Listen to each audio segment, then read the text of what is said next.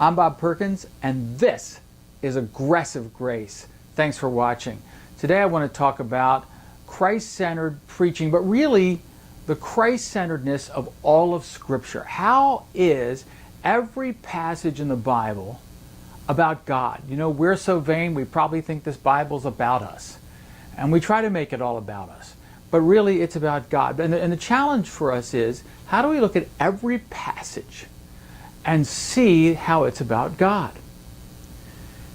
When I was in seminary, the last class that I was taking the last semester was a class called Christ-Centered Preaching with Dr. Paul Koistra. Dr. Koistra happened to be the president of the Covenant Seminary at that time, and the class was a group of about 7 men, and each week one of us gave a sermon. I think you had to give 3 sermons over the course of the class.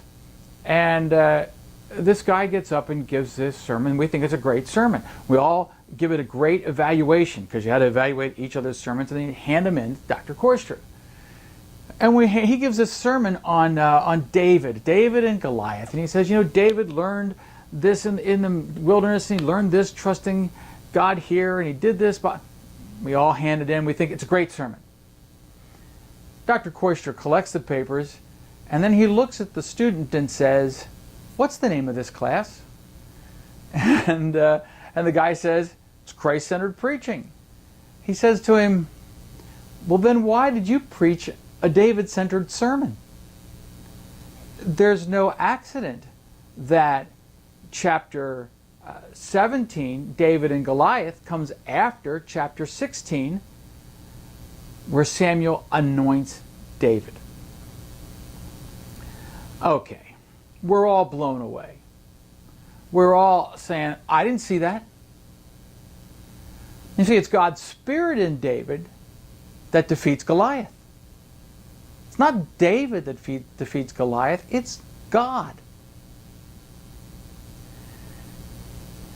It became a discipline of looking for God in every piece of Scripture that actually became not just life-changing for me, but for how I saw all of the Bible.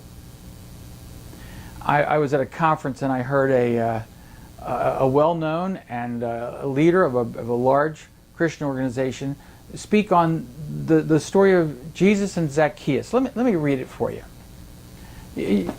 It's fairly familiar. But it says, Jesus entered Jericho, was passing through. Behold, there was a man named Zacchaeus.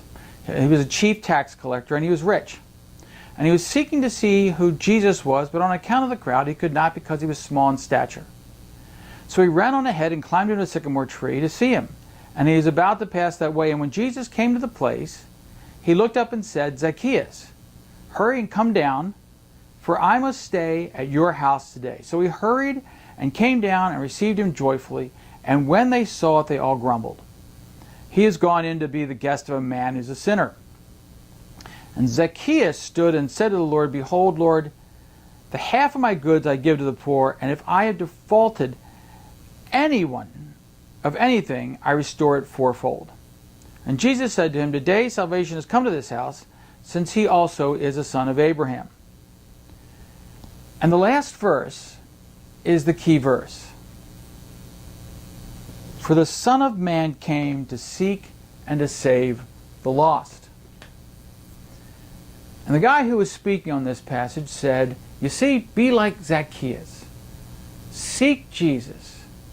Go and get in a place where you can see him.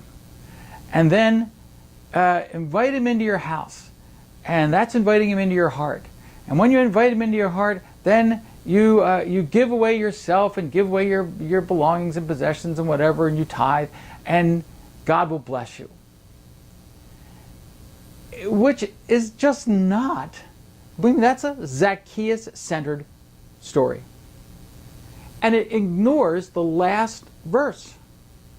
The last verse tells you what the whole story is about. The Son of Man came to seek, and the Son of Man came to save. It wouldn't have mattered if Zacchaeus was in the tree or in a cave. Jesus was going to find him. And it's Jesus that says, "I'm coming to your house." And it's once Jesus is in his house that Zacchaeus is compelled to give. That's the story of Zacchaeus. It's the story of us.